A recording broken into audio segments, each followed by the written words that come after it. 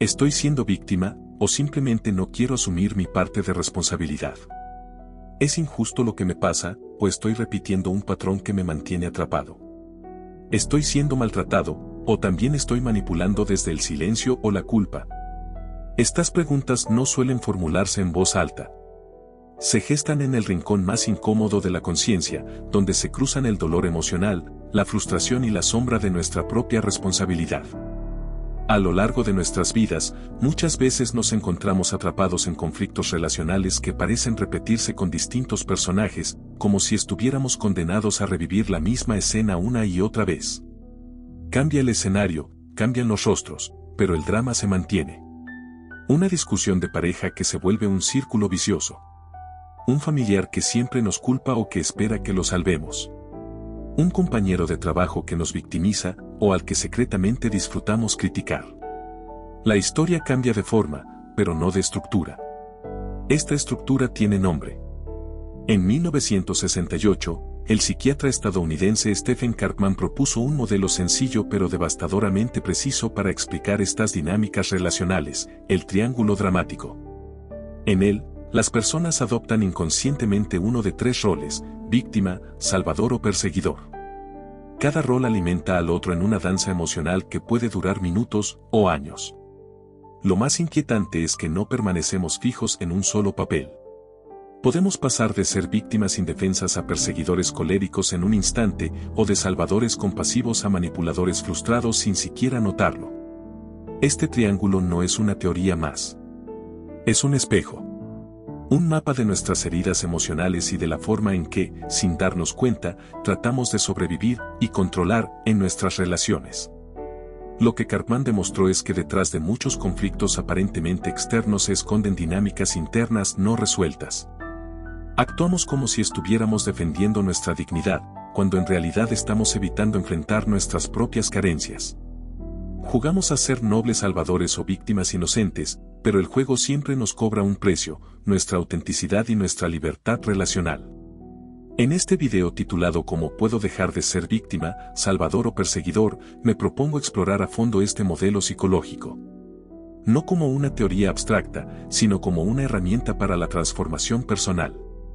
Comprender el triángulo dramático es más que identificar comportamientos, es iniciar un proceso de desprogramación emocional, de ruptura con patrones heredados, y de construcción de nuevas formas de vincularnos con los demás.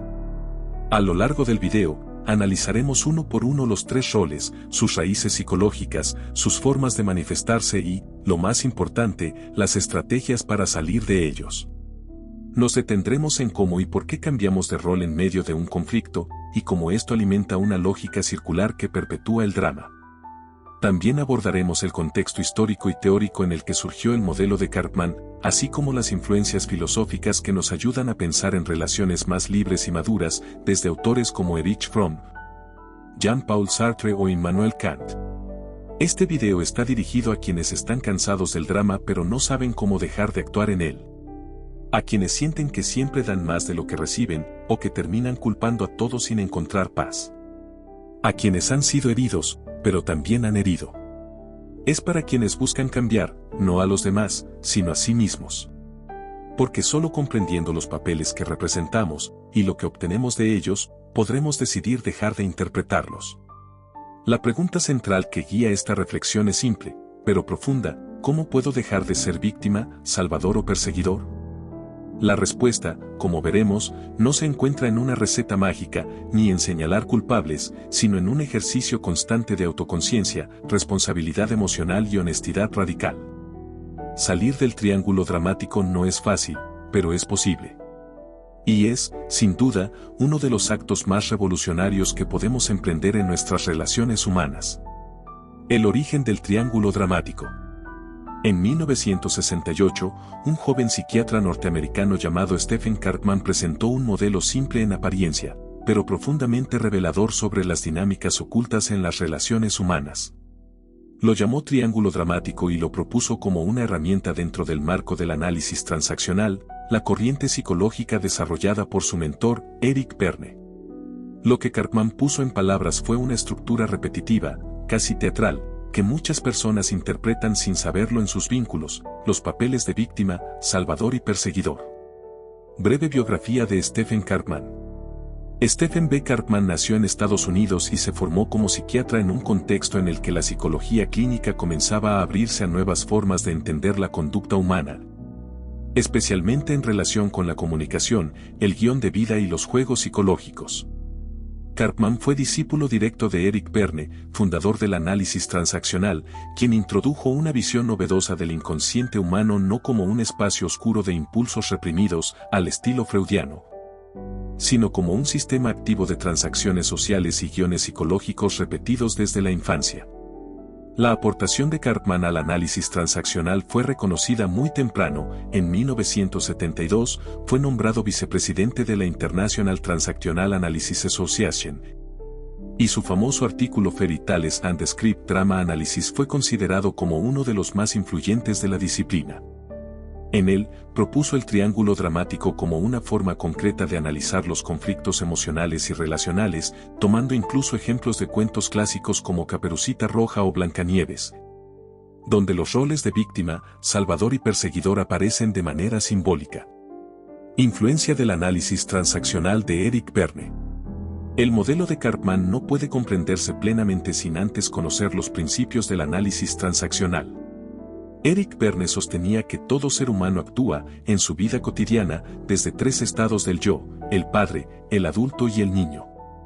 Estos no son edades biológicas, sino posturas psicológicas. El padre representa las normas, juicios y mandatos, el niño contiene la emoción, la creatividad, pero también la vulnerabilidad, y el adulto es el estado ideal de conciencia racional, equilibrada y presente. En este marco, Berne observó que las personas tienden a interactuar no desde su adulto, sino desde guiones infantiles repetidos inconscientemente. Es decir, en lugar de actuar con libertad emocional, muchas personas repiten un papel que aprendieron en la infancia. Estas interacciones, llamadas transacciones, pueden ser funcionales o disfuncionales. Cuando se vuelven repetitivas, estériles y emocionalmente dolorosas, Berne las llamó juegos psicológicos.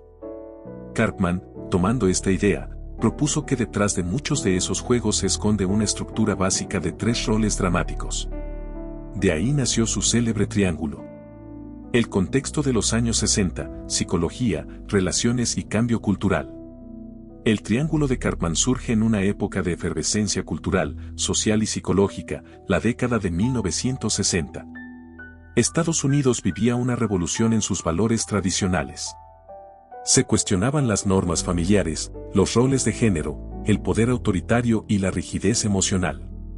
La psicología comenzaba a acercarse más a la vida cotidiana de las personas, surgían movimientos como la psicología humanista, el encuentro grupal, la terapia gestáltica y, por supuesto, el análisis transaccional.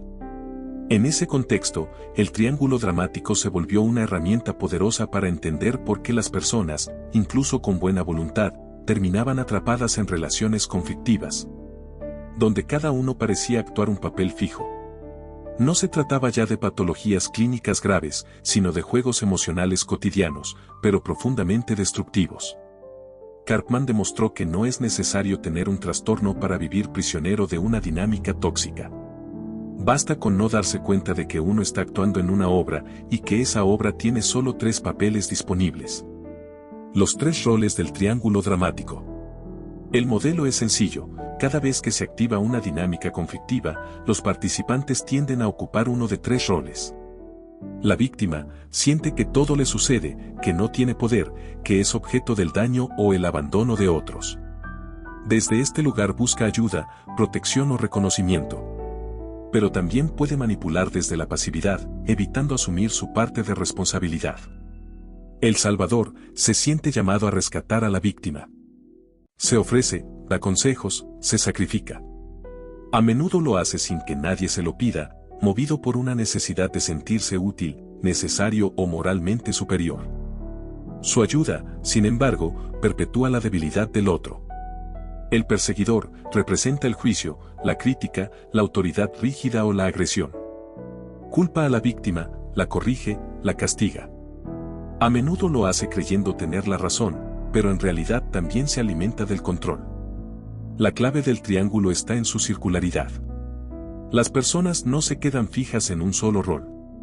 Por ejemplo, Un salvador que da demasiado puede frustrarse y pasar a ser perseguidor. Una víctima puede volverse perseguidor si siente que nadie la comprende. Un perseguidor puede justificar su dureza diciendo que en realidad es la verdadera víctima. Esta danza es continua, y lo que comienza como una dinámica con roles bien definidos puede terminar en una tormenta emocional sin salida clara.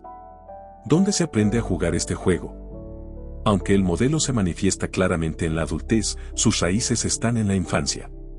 Desde pequeños, aprendemos qué debemos hacer para ser amados, reconocidos o protegidos. Algunos descubren que si se muestran débiles o indefensos, obtienen atención y cuidado, aprenden a ser víctimas. Otros, que si ayudan a todos y resuelven los problemas de los demás, son valorados, aprenden a ser salvadores. Y otros más, quizá criados bajo normas estrictas o ambientes hostiles, aprenden que la única forma de protegerse es atacar, aprenden a ser perseguidores. Estos roles no son elecciones conscientes, sino adaptaciones tempranas a contextos familiares. Se internalizan como patrones relacionales y luego se proyectan sobre el mundo adulto. Así, una persona que creció sintiéndose responsable de los problemas de sus padres puede terminar buscando parejas o amigos a quienes salvar. Alguien que fue criticado constantemente en su infancia puede pasar la vida entera sintiéndose víctima o convirtiéndose en perseguidor para que no lo vuelvan a herir. El drama comienza como una defensa y termina siendo una cárcel. Ya hemos visto cómo el triángulo dramático no es una invención teórica sin aplicación, sino un mapa emocional que muchas personas repiten sin darse cuenta. Su origen en la obra de Stephen Karpman, influida por el análisis transaccional, lo convierte en una herramienta precisa para descifrar nuestros vínculos más dolorosos. Comprender cómo y por qué entramos en este juego es el primer paso para salir de él. En los próximos minutos, nos adentraremos en cada uno de los tres roles, no para juzgarlos, sino para entender qué buscan, qué temen y cómo pueden transformarse. Porque solo cuando identificamos el papel que estamos interpretando, podemos elegir dejar el escenario y empezar a vivir con autenticidad. La víctima, la prisión del no puedo. Dentro del triángulo dramático propuesto por Stephen Karpman, el rol de la víctima suele parecer el más indefenso, el más inocente e incluso el más digno de compasión. Sin embargo, esta postura no es tan pasiva como aparenta. En muchos casos, ser víctima no implica haber sufrido una injusticia real, sino asumir un lugar psicológico de impotencia y dependencia emocional. No se trata de negar que hay personas que realmente sufren daño, esas son víctimas reales, sino de distinguir con claridad entre ese sufrimiento legítimo y la construcción de una identidad basada en el no puedo, el no sé, el nadie me entiende o el todo me pasa a mí. El rol de víctima es seductor. Quien lo adopta no lo hace con malicia, sino como una estrategia, casi siempre inconsciente, para sobrevivir emocionalmente, evadir responsabilidades o conseguir atención y afecto sin tener que pedirlos directamente. Sin embargo, el precio de esta estrategia es alto, la pérdida progresiva del poder personal. Características psicológicas del rol de víctima. Una persona que adopta el rol de víctima no necesariamente está sufriendo una agresión directa. Más bien, vive la realidad como si estuviera siempre siendo afectada por fuerzas externas que no puede controlar ni modificar. Se percibe a sí misma como frágil, impotente, indefensa o incapaz de hacer cambios significativos. En lugar de actuar, espera que algo o alguien venga a rescatarla. Desde esa posición, puede inspirar compasión, cuidado, pero también frustración en los demás. Las emociones predominantes en este rol son la tristeza, la desesperanza y, en ocasiones, una forma sutil de resentimiento. La persona que se mantiene en este estado tiende a sentirse incomprendida, abandonada o utilizada, aunque a menudo no comunica sus necesidades de forma clara. En su lugar, se queja, se encierra o utiliza la culpa como una herramienta de influencia. Psicológicamente, el rol de víctima está vinculado con una autoimagen de inferioridad o minusvalía. Quien lo adopta suele creer, en algún nivel, que no merece ser tratado con justicia o que está destinado a sufrir. Esta creencia puede haber nacido en la infancia, reforzada por experiencias de abandono, críticas constantes o padres emocionalmente ausentes. La víctima no se considera autora de su vida, sino personaje secundario en una historia que otros escriben. Ser víctima real vs adoptar el rol de víctima. Es esencial distinguir entre el hecho de ser víctima y el rol psicológico de víctima. Una persona puede ser víctima de una injusticia, un abuso, una traición o un accidente. Estas situaciones deben reconocerse como lo que son, realidades dolorosas que requieren validación, apoyo y, a menudo, justicia. Sin embargo, una vez que ha pasado el evento traumático, la persona puede elegir cómo posicionarse ante lo sucedido, desde la resiliencia o desde la perpetuación de su rol de víctima. Adoptar el rol de víctima implica quedarse atrapado en una narrativa de impotencia, incluso cuando las condiciones externas han cambiado. Es revivir mental y emocionalmente la posición de quien no puede hacer nada, aun cuando sí existen alternativas. Es usar la herida como escudo para evitar la responsabilidad o como moneda emocional para obtener afecto, atención o exención de deberes. Esta distinción es clave. Porque si confundimos el dolor legítimo con la identidad victimista, corremos el riesgo de reforzar el sufrimiento en lugar de superarlo. Muchas personas que han sido víctimas reales de situaciones difíciles logran transformarse, fortalecerse y romper con la narrativa del yo no puedo. Otras, en cambio, convierten ese dolor en su único idioma relacional. Mecanismos de defensa, pasividad, queja y culpa. El rol de víctima se sostiene sobre mecanismos de defensa psicológicos que le permiten evitar el conflicto directo o la responsabilidad personal. Entre los más comunes encontramos la pasividad. La persona evita tomar decisiones, se deja llevar, posterga acciones importantes. Prefiere que otros resuelvan sus problemas, aunque luego se queje de que nadie la comprende. La queja crónica se convierte en una forma de comunicación. En lugar de expresar lo que desea o necesita, la víctima se lamenta. Esta queja puede ser abierta, todo me sale mal, o sutil, yo hago lo que puedo, pero nadie lo valora. La culpa proyectada, la persona se siente mal, pero no se responsabiliza de su malestar. Entonces, culpa a los demás, al entorno, a su pareja, a sus padres, al sistema. Esta culpa no busca justicia, sino evitar el reconocimiento de su propio rol en el problema. Estos mecanismos no son malintencionados. Son intentos de protegerse de un dolor más profundo, el miedo al rechazo, al fracaso o a no valer lo suficiente. Pero al utilizarlos repetidamente, la persona termina creando el mismo tipo de relaciones de las que se queja, vínculos asimétricos, cargados de dependencia emocional y frustración. Ejemplos cotidianos: pareja, familia, trabajo. En una relación de pareja, el rol de víctima puede manifestarse en frases como yo siempre te doy todo y tú nunca valoras nada o no puedo hacer nada bien para ti. Esta postura suele colocar al otro en el rol de perseguidor o salvador, generando desequilibrio. La víctima espera ser comprendida sin tener que explicar lo que siente, y cualquier intento de confrontarla se vive como un ataque. En el ámbito familiar, puede aparecer en dinámicas como la del hijo que se declara incomprendido por sus padres, o el adulto que responsabiliza a su infancia de todos sus fracasos sin buscar cambiar. También se ve en padres que manipulan a sus hijos con frases del tipo yo lo di todo por ustedes y así me pagan, reproduciendo el patrón de culpa emocional. En el entorno laboral, puede observarse en empleados que se quejan constantemente del jefe, del sistema o de los compañeros, pero que rara vez proponen soluciones o asumen su parte del conflicto. A menudo se sienten explotados, ignorados o subestimados, pero no buscan empoderarse ni trazar límites claros. El círculo vicioso de la impotencia. El gran problema del rol de víctima no es solo emocional, es estratégico. La víctima alimenta su propia sensación de impotencia con cada pensamiento, palabra y acción. A medida que más se posiciona como alguien a quien le pasan cosas en lugar de alguien que elige, refuerza la creencia de que no puede cambiar su situación. Se convierte en una profecía autocumplida. Este círculo vicioso suele generar consecuencias devastadoras, baja autoestima, relaciones tóxicas, dependencia emocional y, en algunos casos, incluso trastornos como la depresión o la ansiedad.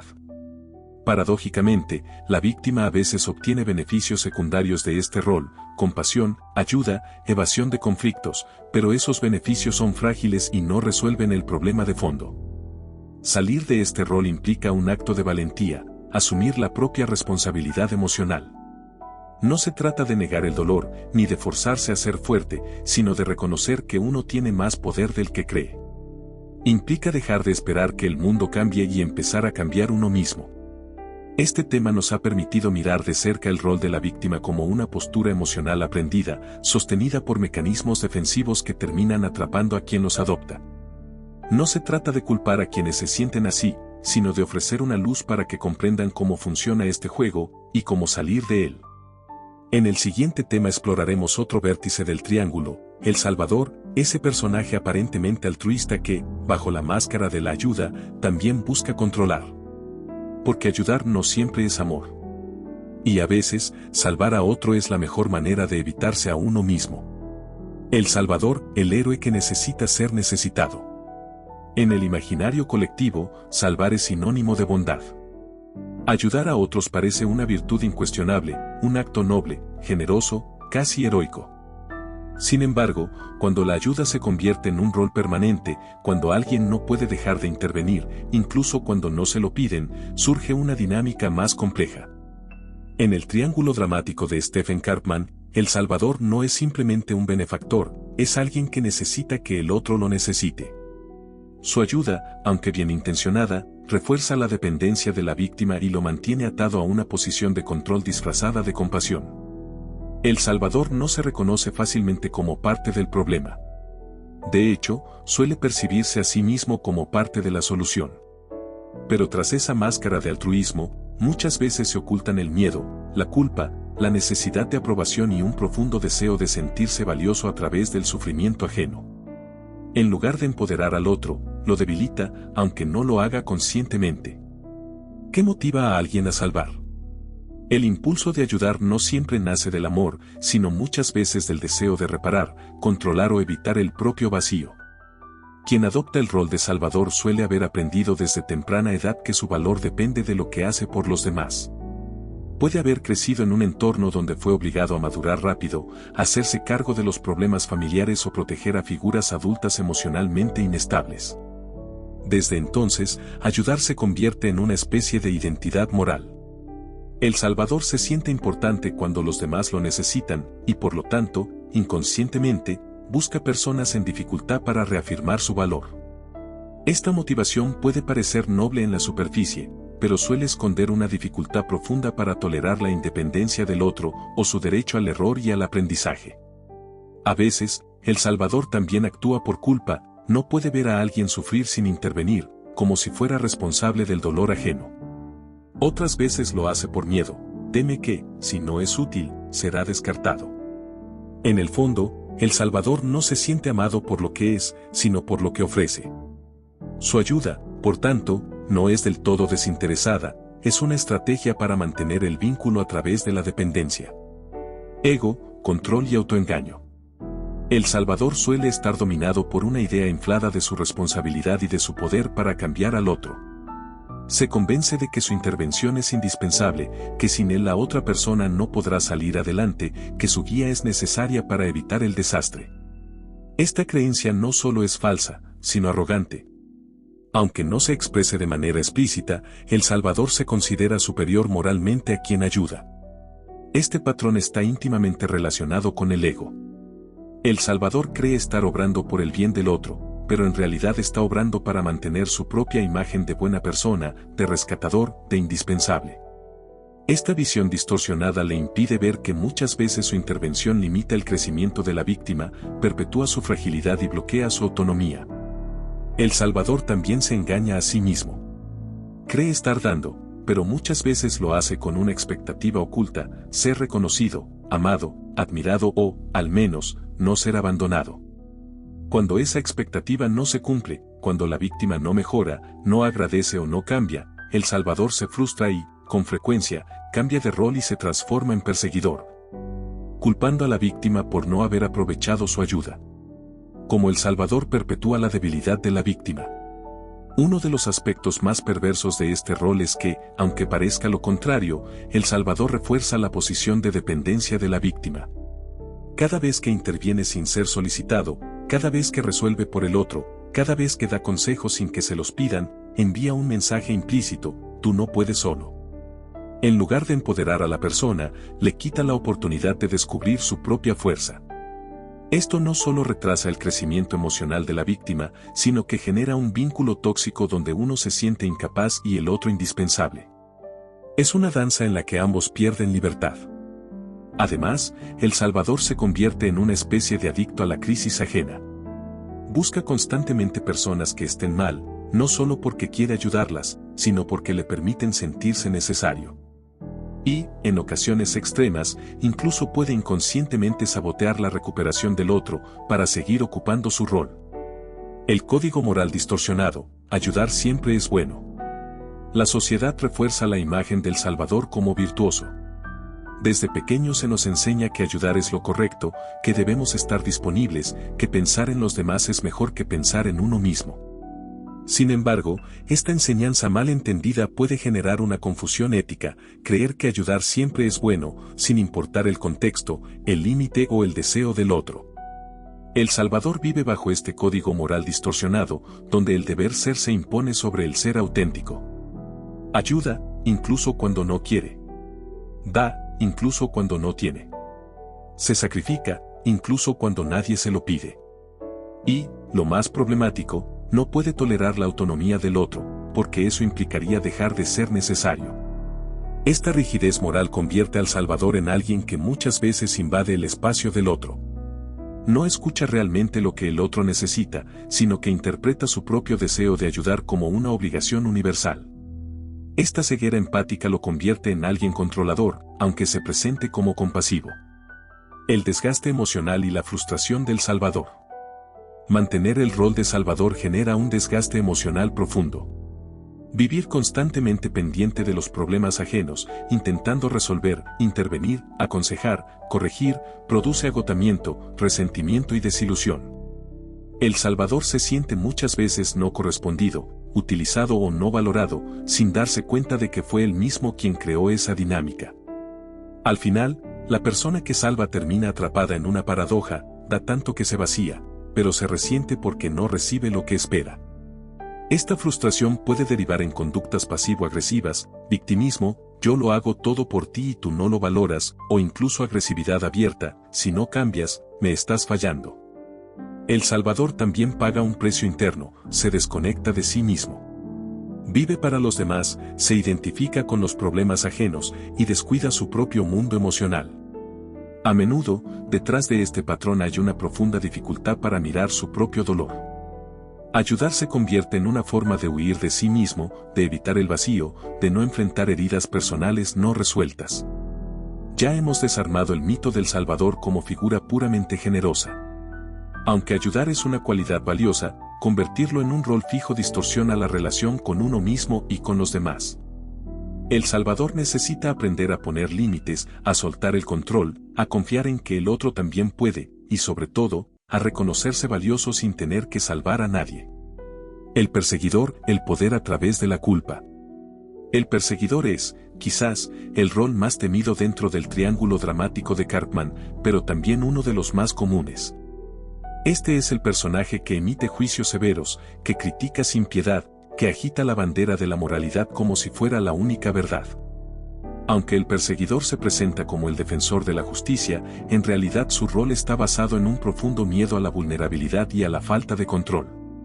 A través de la culpa y la agresión, el perseguidor busca mantener el poder en la relación, pero, paradójicamente, también está atrapado en su propio sufrimiento. A menudo, este rol es el más visible en una dinámica de triángulo dramático, porque la agresión, ya sea verbal o emocional, es difícil de ocultar.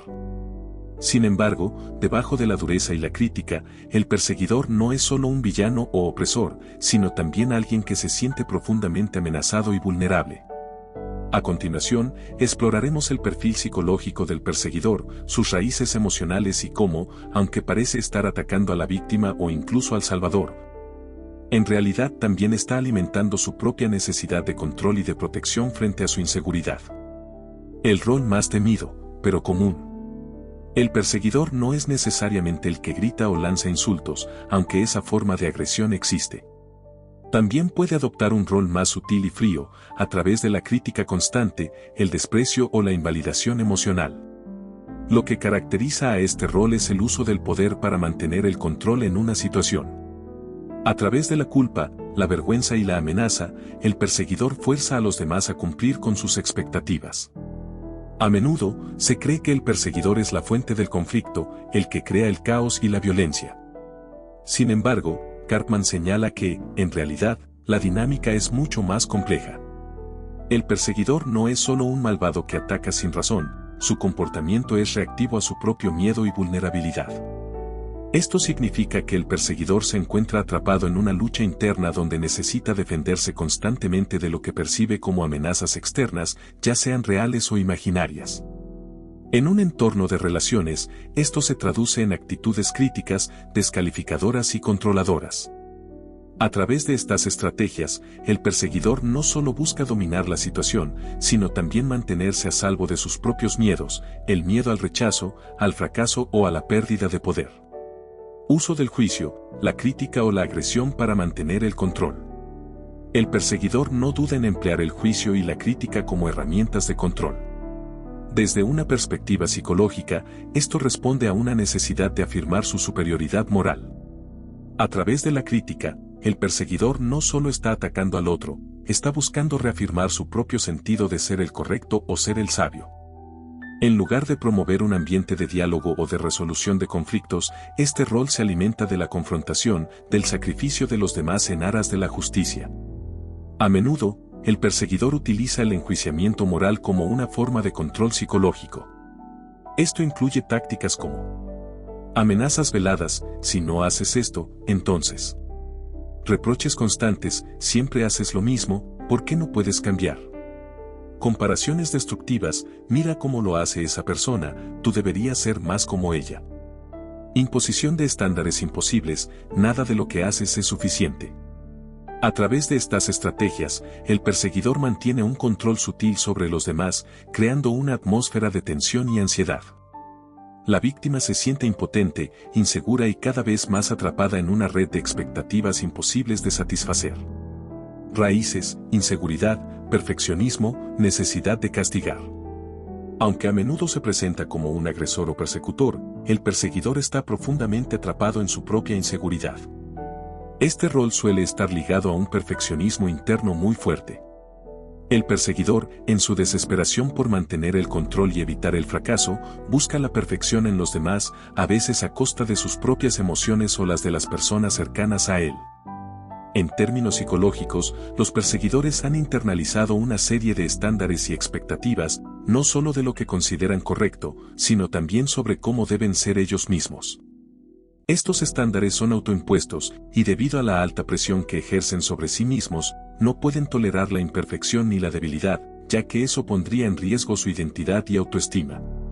Como resultado, el perseguidor se ve obligado a buscar errores, defectos o fallos en los demás, no porque los demás los tengan, sino porque ellos mismos no pueden aceptar su propia imperfección. El castigo, en este sentido, es una manifestación de lo que el perseguidor siente internamente.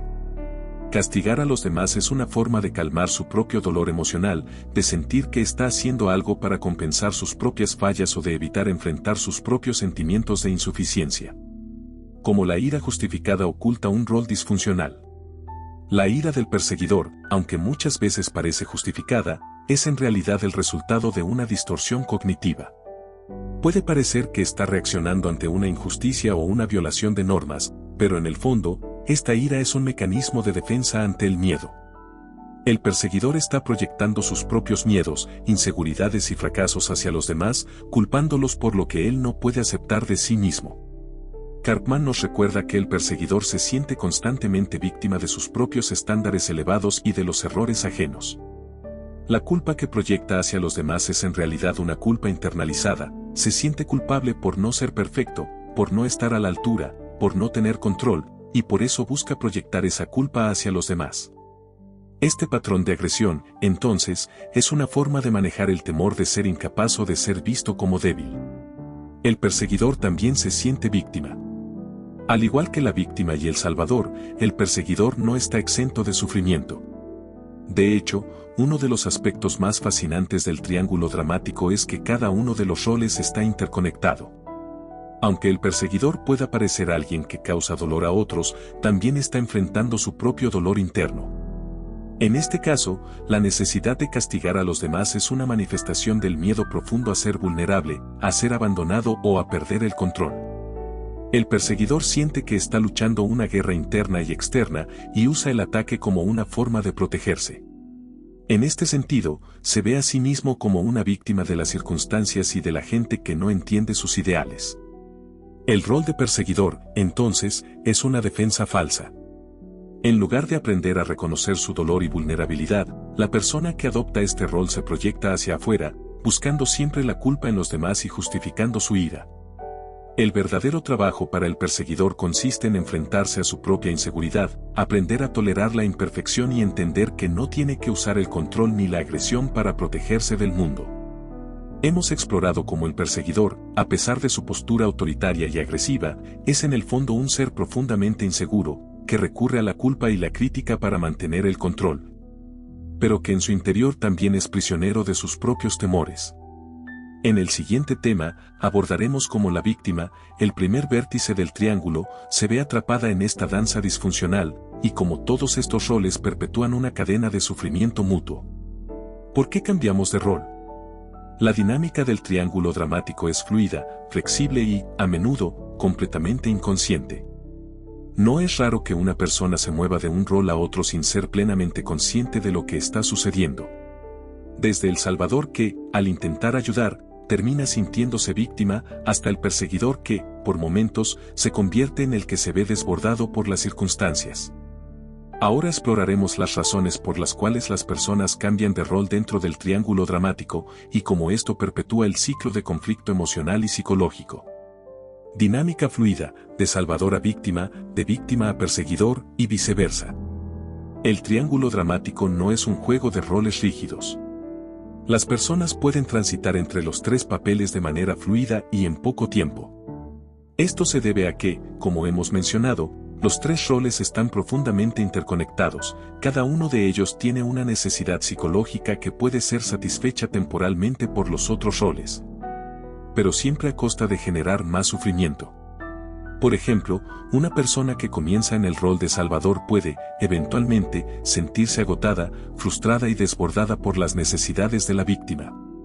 En ese momento, puede experimentar un cambio hacia el rol de víctima, sintiéndose como si estuviera siendo explotada o incomprendida. Esto puede ocurrir cuando el salvador siente que sus esfuerzos no son reconocidos o que la otra persona no está jugando el papel que debería, es decir, el de la víctima que debe ser ayudada. Este cambio genera una percepción de impotencia que, a su vez, puede desencadenar un ataque, convirtiéndose en el perseguidor. Por otro lado, la víctima también puede cambiar de rol. Al principio, puede sentirse impotente o desamparada, pero a medida que se cansa de este papel, puede tomar la posición de perseguidor, atacando al salvador por no ayudar lo suficiente o por no cumplir con sus expectativas. Este cambio también puede llevar a que la víctima termine adoptando nuevamente el papel de salvador, intentando compensar la culpa de no haber manejado bien la situación. Y, al igual que en un ciclo vicioso, la rueda sigue girando. El juego psicológico como danza inconsciente.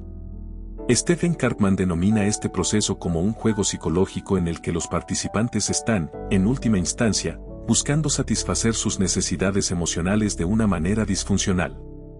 Esta danza inconsciente se realiza sin que los involucrados sean completamente conscientes de lo que está sucediendo, lo que hace aún más difícil salir del ciclo. Los roles no son fijos, y las personas pueden cambiar de uno a otro en función de sus percepciones, inseguridades y necesidades inmediatas. La idea central del juego es que cada persona está buscando algo del otro, algo que se siente inalcanzable. Los salvador buscan la validación de su ayuda y el reconocimiento por sus esfuerzos, la víctima busca simpatía y atención, y el perseguidor busca control y justicia. Sin embargo, todos estos objetivos están basados en la satisfacción de necesidades emocionales profundas que no se logran a través de la manipulación y la interacción tóxica. Karpman explica que estos juegos psicológicos, aunque parecen ofrecer recompensas inmediatas, crean un ciclo de autoengaño y frustración.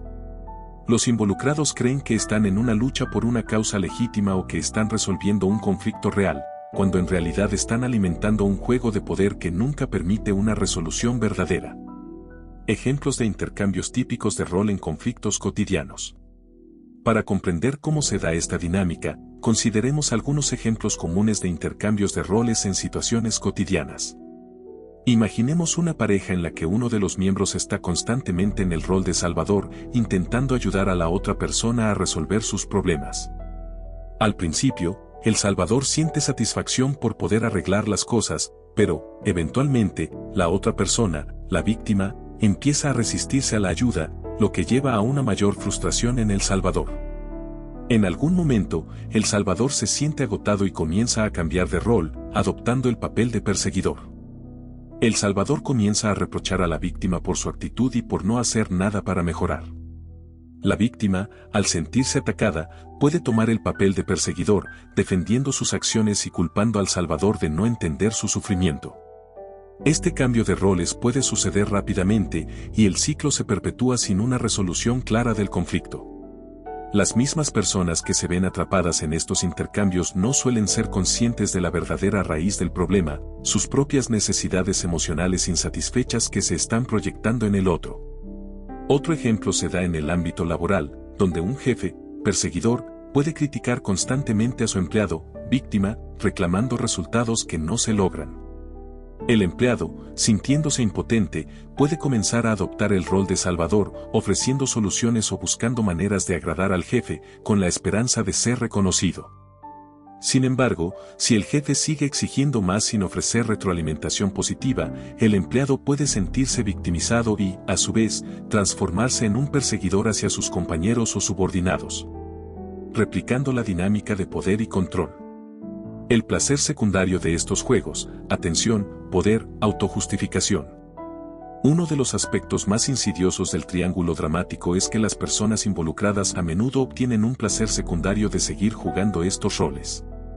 Este placer no está necesariamente relacionado con la satisfacción real de las necesidades emocionales profundas, sino con la validación inmediata que se obtiene de los demás. La víctima puede obtener atención y simpatía, el salvador puede recibir reconocimiento y gratitud, y el perseguidor puede sentir que está en control. Este placer secundario, aunque fugaz, refuerza el ciclo del triángulo dramático, ya que las personas se sienten temporalmente validadas en sus acciones, incluso cuando esas acciones están destruyendo sus relaciones y bienestar emocional. Este ciclo de autojustificación es crucial para mantener a las personas atrapadas en sus roles disfuncionales. Cada vez que un rol parece cumplir una necesidad, la persona se siente incentivada a continuar con el mismo comportamiento, creando un refuerzo positivo para una dinámica profundamente dañina. Como el triángulo se refuerza con cada vuelta. A medida que los roles cambian de uno a otro, el triángulo dramático se refuerza cada vez más. Los participantes, atrapados en este ciclo, no solo se sienten incapaces de salir de él, sino que a menudo ni siquiera perciben la verdadera naturaleza del problema, el intercambio de poder y control que está ocurriendo. Cada vez que alguien cambia de rol, refuerza la creencia de que la solución al conflicto radica en cambiar a la otra persona, en lugar de mirar dentro de sí mismo. El triángulo se convierte en una trampa emocional, donde las soluciones a corto plazo nunca abordan las necesidades emocionales fundamentales.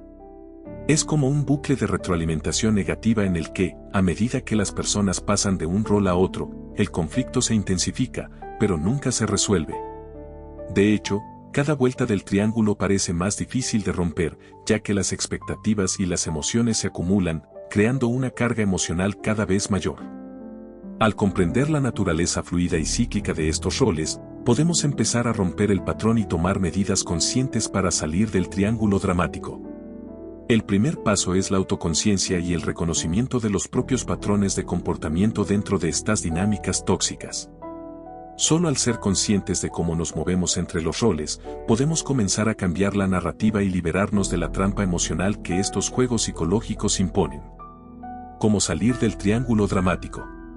El triángulo dramático es un patrón profundamente enraizado en nuestras relaciones interpersonales, pero no es inevitable. A través del trabajo consciente y la reflexión, es posible liberarse de este ciclo tóxico y comenzar a crear interacciones más saludables y equilibradas. A continuación, exploraremos cómo podemos salir del triángulo dramático y dejar de jugar sus roles, basándonos en las enseñanzas de Stephen Karpman, y utilizando herramientas terapéuticas y técnicas de autoconciencia para transformar nuestras dinámicas emocionales. Reconocer los propios patrones con honestidad. El primer paso fundamental para salir del triángulo dramático es reconocer y aceptar los propios patrones de comportamiento. Esto puede ser un desafío, ya que implica la autocrítica y la capacidad de ver cómo nos hemos involucrado en dinámicas disfuncionales. Sin embargo, la honestidad con uno mismo es crucial para iniciar el proceso de cambio. Como Karpman señala, los participantes del triángulo dramático no siempre son conscientes de su rol, y mucho menos de cómo contribuyen al ciclo. Sin embargo, una vez que se toma conciencia, es posible dar el primer paso hacia la liberación. La autocomprensión no se logra de inmediato, pero el proceso comienza con la capacidad de observar sin juzgar los pensamientos, emociones y comportamientos que mantenemos en las relaciones. Este proceso requiere autoconciencia emocional, la habilidad de identificar y aceptar nuestras emociones sin caer en la tentación de culpar a otros o justificar nuestras reacciones. La autoobservación permite distinguir entre lo que estamos experimentando en el momento presente y las viejas respuestas automáticas que nos arrastran de vuelta al triángulo. Herramientas del análisis transaccional, adulto, padre, niño. Una de las herramientas más poderosas para salir del triángulo dramático proviene del análisis transaccional, desarrollado por Eric Berne y que Karpman utilizó para desarrollar su modelo. El AT establece que las personas interactúan desde tres estados del yo, el adulto, el padre y el niño. Cada uno de estos estados tiene características y necesidades específicas que influyen en cómo nos relacionamos con los demás. El adulto, este es el estado del yo racional, objetivo y equilibrado. El adulto actúa de manera reflexiva, tomando decisiones basadas en hechos, no en emociones ni en prejuicios. Es el estado ideal para tomar decisiones conscientes y salir del triángulo dramático, ya que permite observar la situación desde una perspectiva más neutral. El padre, este estado está relacionado con la autoridad, los juicios y las expectativas. El padre crítico puede ser el que asuma el rol de perseguidor, usando la crítica o el control. Por otro lado, el padre protector puede ser el que se convierte en salvador, buscando ayudar sin permitir que el otro se desarrolle de manera autónoma. El niño, este estado está asociado con las emociones y las necesidades no resueltas del pasado. El niño herido puede ser el que adopte el rol de víctima, sintiendo que el mundo es injusto o que no tiene el poder para cambiar las cosas. Para salir del triángulo dramático, es necesario desarrollar y fortalecer el estado del adulto, es decir, tomar decisiones de manera consciente, sin caer en reacciones impulsivas basadas en el niño herido o el padre crítico. El adulto nos permite poner límites, tomar responsabilidad y actuar de manera equilibrada, sin caer en la manipulación o el control. Cambiar el rol por acciones conscientes. Transformar los roles disfuncionales del triángulo dramático en interacciones más saludables requiere de un esfuerzo consciente. A continuación, exploraremos cómo se puede cambiar cada rol dentro del triángulo a través de acciones específicas. De víctima a protagonista. El rol de víctima es el que más a menudo se ve atrapado en una mentalidad de impotencia y desesperanza. Sin embargo, el cambio más transformador es pasar de ser una víctima pasiva a un protagonista activo de nuestra propia vida. El protagonista es aquel que toma responsabilidad por su vida, sus decisiones y sus emociones. No se trata de negar las dificultades que pueda enfrentar, sino de reconocer que tiene el poder de elegir cómo responder a esas dificultades. El primer paso para pasar de víctima a protagonista es asumir responsabilidad personal. Esto implica reconocer que, aunque no siempre podamos controlar lo que ocurre en nuestras vidas, sí podemos controlar cómo elegimos responder a las circunstancias. Además, el protagonista desarrolla una mentalidad de crecimiento, entendiendo que los desafíos son oportunidades de aprendizaje y que la autonomía y el poder personal son esenciales. De salvador a acompañante. El salvador, aunque bien intencionado, a menudo refuerza la dependencia y la debilidad de la víctima, impidiendo que ésta última desarrolle su autonomía. Para salir de este rol, el salvador debe transformarse en un acompañante. El acompañante no toma el control ni actúa como una figura de rescate, sino que está dispuesto a apoyar, ofrecer orientación y permitir que la otra persona asuma la responsabilidad de su propia vida. Este cambio implica desarrollar una relación más equilibrada en la que el acompañante promueve la autonomía del otro. En lugar de rescatar, el acompañante fomenta la autosuficiencia y ayuda a la otra persona a identificar sus propias soluciones, respetando su capacidad de tomar decisiones. De perseguidor a líder firme pero empático. El perseguidor, caracterizado por la crítica, el control y la agresión, puede transformarse en un líder. Un líder efectivo no utiliza el poder para dominar o imponer su voluntad, sino que lidera con firmeza y empatía, mostrando respeto y comprensión hacia los demás. Un líder firme sabe poner límites y ofrecer dirección, pero también escucha y valida las emociones y las necesidades de los demás. El cambio de perseguidor a líder implica trabajar en el autocontrol y en la gestión de la ira. En lugar de recurrir a la crítica destructiva, el líder ofrece una retroalimentación constructiva y guía a los demás hacia el desarrollo y la mejora. La empatía y el respeto son esenciales en este rol, ya que permiten que las relaciones se basen en la comprensión mutua y no en el control o la manipulación. Responsabilidad emocional, límites y comunicación asertiva. Una parte crucial de salir del triángulo dramático es aprender a poner límites saludables.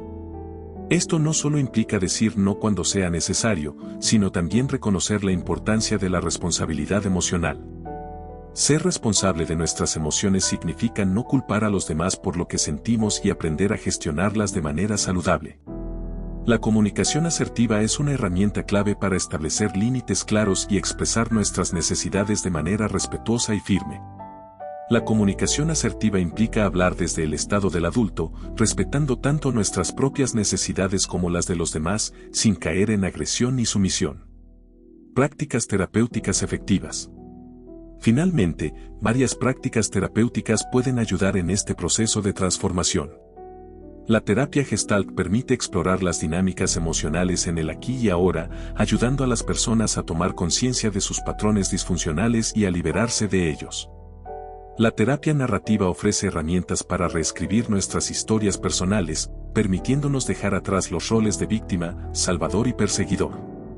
Además, la Mindfulness o conciencia plena ayuda a desarrollar la autoconciencia y a responder de manera más equilibrada en lugar de reaccionar automáticamente desde los roles del triángulo dramático. Salir del triángulo dramático es un proceso desafiante, pero no imposible.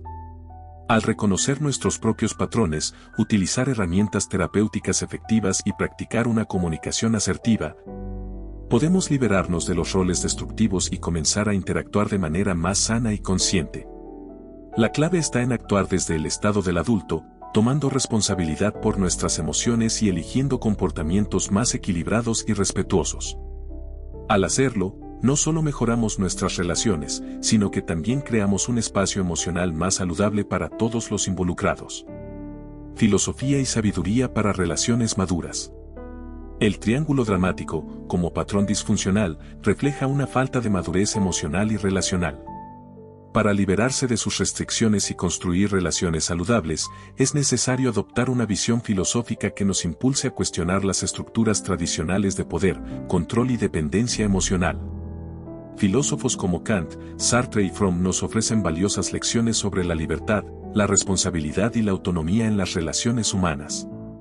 Este tema en particular explora cómo sus enseñanzas pueden ser aplicadas para superar las dinámicas del triángulo dramático y vivir relaciones más maduras y auténticas. Reflexión filosófica, libertad, responsabilidad, autonomía. La noción de libertad es central tanto en la filosofía como en las relaciones humanas saludables. Según Immanuel Kant, la libertad no es la mera ausencia de restricciones externas, sino la capacidad de actuar conforme a una voluntad racional y autónoma. Para Kant, ser libre implica seguir principios éticos universales, es decir, actuar de acuerdo con lo que uno cree que es correcto, independientemente de las presiones externas. Esta libertad está estrechamente ligada a la responsabilidad, pues, al actuar de acuerdo con nuestra razón y principios, nos hacemos responsables de las consecuencias de nuestras acciones. En el contexto del triángulo dramático, la libertad se refiere a la capacidad de actuar sin ser arrastrados por los roles de víctima, salvador o perseguidor. Liberarse de estos roles significa elegir relaciones basadas en la autonomía, donde cada individuo es responsable de sí mismo y de sus emociones. Si uno se ve atrapado en el rol de víctima, por ejemplo, está renunciando a su libertad de actuar de manera proactiva, mientras que el salvador renuncia a la libertad del otro al tomar decisiones por él. Por otro lado, Jean-Paul Sartre sostiene que la libertad es fundamental para la existencia humana. En su famoso principio de existencia precede a esencia, Sartre argumenta que somos responsables de definirnos a través de nuestras elecciones.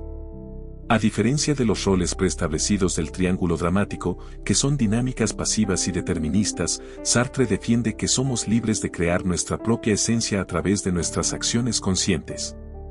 La idea de autonomía de Erich Fromm, por su parte, profundiza en la capacidad de las personas para tomar decisiones conscientes que permitan un crecimiento personal genuino. Fromm distingue entre la autonomía que se desarrolla cuando las personas se sienten libres para expresar su auténtico ser y la dependencia que se fomenta en relaciones disfuncionales, como las que ocurren dentro del triángulo dramático. Amor no es sacrificio, ni dependencia, ni castigo. El amor, según muchas tradiciones filosóficas, no debe ser entendido como una subyugación o sacrificio de uno mismo en nombre de otro, como ocurre frecuentemente en las dinámicas del triángulo dramático. En el rol del salvador, por ejemplo, la idea de que amar es salvar puede llevar a una dependencia mutua que no es realmente amorosa. Este tipo de amor está basado en condiciones y en roles fijos que se convierten en cadenas invisibles que perpetúan el drama emocional. La visión de Fromm sobre el amor, en su obra El arte de amar, ofrece una visión más madura y auténtica del amor. Fromm sostiene que el amor genuino es un acto activo y racional basado en el respeto y la libertad del otro. Amar no es hacer sacrificios irracionales ni aceptar condiciones de sumisión o control. En lugar de depender de la otra persona para nuestra propia satisfacción, Fromm enfatiza la importancia de la autonomía dentro de la relación. El amor maduro reconoce y respeta la libertad individual y la autonomía de la otra persona, sin que esto implique posesividad o control.